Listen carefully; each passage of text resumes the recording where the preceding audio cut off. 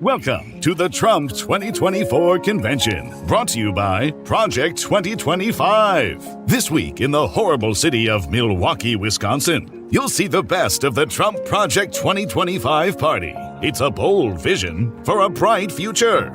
With Trump Project 2025, you'll love how new tariffs will make everything more expensive and set off runaway inflation. We know you'll appreciate paying for the big tax cut our struggling billionaires need. When you seniors are done freeloading, check out Project 2025's plan to end Medicare, Medicaid, and Social Security. So get out of that nursing home bed and get back to work. And ladies, this convention has so much in store for you. With Project 2025, you'll learn how good you'll have it in the kitchen. Girls, if your marriage isn't working out, you'll need Project 2025's helpful tips to keep the romance alive, even if he's abusive, because we're getting rid of divorce. And if Mr. Wrong gets you pregnant, welcome to motherhood, because we've ended Roe v. Wade and we're going to criminalize birth control. And minorities, well, you didn't need those silly voting rights anyway. For you Jews, Muslims, Mormons, and other fake religions, you'll get a head start on learning America is a Christian nation. Project 2025 is Donald Trump's plan for your future, and it couldn't be any brighter. Project 2025 Bright Future Guarantee applies to white evangelical Christian men only. Other conditions may apply. Offer not valid in a functioning republic. They say Project 2025 will change your life. For once, they're telling the truth. Donald Trump gets in for 4 more years. He's going full throttle. Project 2025 is Trump's plan to make America different, less free, less fair, less American. It's a roadmap for total control. Trump's control. The gloves are off. There are no holds barred here. Not just of the government, of your life, of your body, of every one of your freedoms, of what you can read and say, and where you can travel. He'll round up American citizens, use the government to punish his enemies, put the crazy and corrupt in power forever. It's 4 years of scorched earth when Donald Trump retakes the White House. But he promises to only be a dictator for one day. One day? Sure. No one wanted it this way. Joe Biden is a good man, a good American, a great president.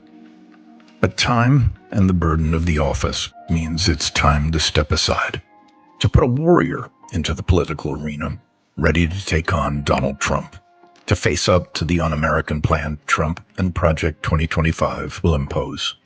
Vice President Kamala Harris is ready, experienced, and as a tough prosecutor, Kamala Harris dealt with men like Trump all the time. Rapists, con men, frauds, criminals. She's used to guys like Trump, used to putting them in their place. Do we believe in opportunity? Do we believe in the promise of America? Kamala Harris will bring something to Trump he's rarely seen. Justice. On Monday, Trump continued to stir the pot on social media, accusing the federal government and North Carolina's Democratic governor, Roy Cooper, of willfully neglecting Republican communities during hurricane recovery. The evidence he referenced was as elusive as Bigfoot on vacation. Lots of talk, but zero proof. When pressed for specifics, Trump dodged questions effortlessly, like a pro in dodgeball.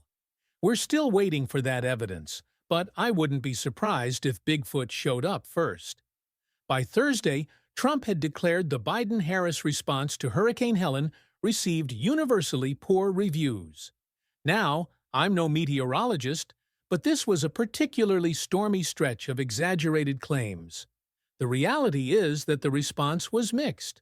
Some praised it, while others criticized it, much like Yelp reviews for an average restaurant. Even South Carolina's Republican governor, Henry McMaster, who you'd think would align with Trump, called the federal response superb. So while Trump was handing out failing grades like a disgruntled substitute teacher, state leaders were giving Biden more of a solid B+. Later that day in Michigan, Trump claimed Vice President Kamala Harris had squandered all of FEMA's disaster funds on housing undocumented migrants, leaving hurricane victims without aid. If that sounds like a plot from a rejected James Bond film, it's pure fiction. FEMA's disaster relief and migrant assistance funds are separate entities. The $650 million allocated for migrant housing wasn't taken from disaster funds. Congress had actually allocated over $35 billion for disaster relief. So no, Kamala Harris didn't sneak into FEMA's vault to funnel money into secret migrant mansions.